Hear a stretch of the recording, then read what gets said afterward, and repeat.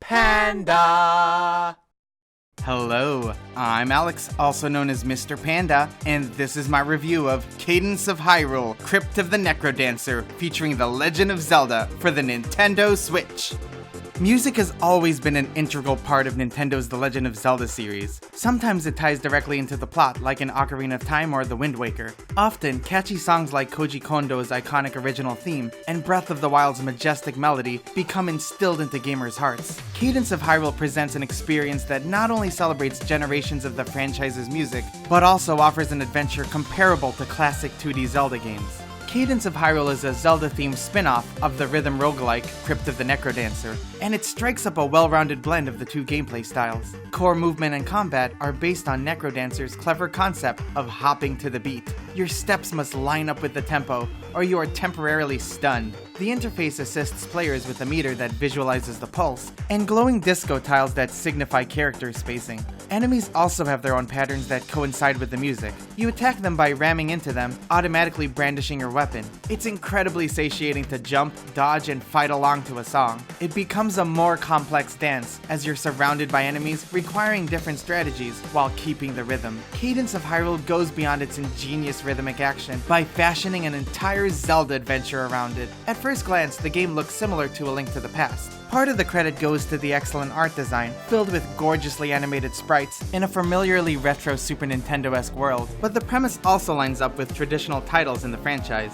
You play as Link or Zelda, exploring a vast overworld, locating helpful items, and uncovering dungeons, all presented in the old-school top-down style. Cadence from Crypt of the NecroDancer also ends up in Hyrule and must join up with our heroes to retrieve magical instruments from the villainous Octavo. Not an original plot, but it suffices. It surprised me how authentic this indie spin-off replicated the Zelda formula. I expected a roguelike dungeon crawler closer to NecroDancer, reskinned with Zelda characters and music. Instead, Cadence of Hyrule is very much a top-down action adventure with secrets strewn throughout and even some puzzles. Granted, the puzzling is light and mostly involves rearranging blocks. Nonetheless, the Zelda flavor is all in, with imported enemies such as Octoroks who shoot deflectable rocks, and knights whom you must target from behind. The collectible items and upgrades are welcome for a fan like me, who is obligated to 100% complete Zelda games. There's an inherent joy to hearing the iconic treasure chest jingle and discovering new goods. The game includes a bunch of sub-weapons that will be familiar to Zelda fans, now with a rhythmic component. Firing a bow and arrow on cue, and hopping away in time after dropping a bomb adds new layers to these items. There's also a varied weapon selection, featuring swords with wide ranges and spears that target two spaces in front, the latter of which feels comparatively overpowered, protecting players from point-blank attacks.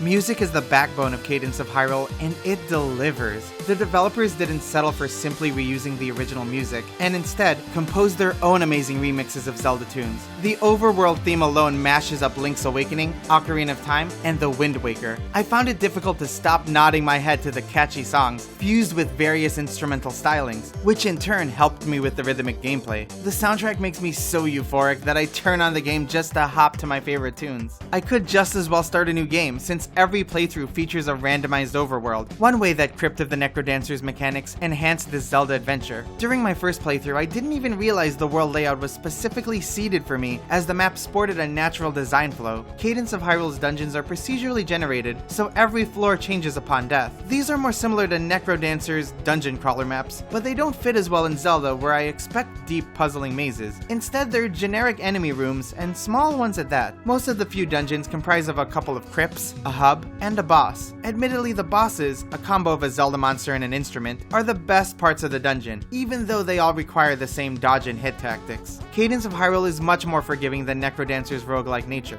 Upon death, you lose your rupees, keys, and generic items like shovels, but you keep your major equipment upgrades, health, and overall progress. Generous warps ensure you can easily get across the map, and a death shop lets you purchase items to help you following revival. This afterworld store only accepts diamonds, which are permanent rewards for taking out every enemy in a screen, smartly encouraging combat. It's also a game that gets easier as you play. I died often early on, but as I garnered better weapons and more health, I coasted through to the end. Those who want a more difficult playthrough can turn on permadeath. At the other end, players struggling to play to the music may consider fixed beat mode, which removes the rhythm-based elements. You can hop at your own pace, and enemies only move when you do, transforming the game into a more standard mystery dungeon roguelike. That said, this mode isn't as enthralling and ends up as a Zelda game with odd controls. The fixed beat setting also places your score on a separate leaderboard. On that note, between online leaderboards, daily score challenges, randomization, and options like sped up double time mode, there is a wealth of replay value. Even though you could complete the game in about 5 hours, it's enticing to go back in and do it all over again. An additional local 2-player mode lets you play with a friend.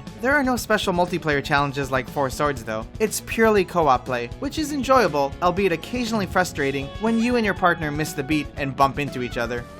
Cadence of Hyrule is a miracle project, birthed from an indie developer given the keys to Hyrule Castle, and surpassing everyone's expectations. Brace Yourself Games has managed to compose its own worthy Zelda adventure, incorporating its own rhythmic roguelike gameplay with fantastic remixes. The end result is a unique musical experience that's hard to put down. Needless to say, the game may not be as inviting to those unversed with The Legend of Zelda, but for big fans seeking a new tempo, Cadence of Hyrule hits all the right beats, and I look forward to an encore. I give Cadence of Hyrule a 9 out of 10. Thank you for watching. If you enjoyed it, please be sure to give the video a like and subscribe for more in-depth and enthusiastic Nintendo reviews. Let me know what you think of Cadence of Hyrule, or Crypt of the NecroDancer, or anything Zelda in the comment section below. This was Alex, aka Mr. Panda, and until next time, bye bye.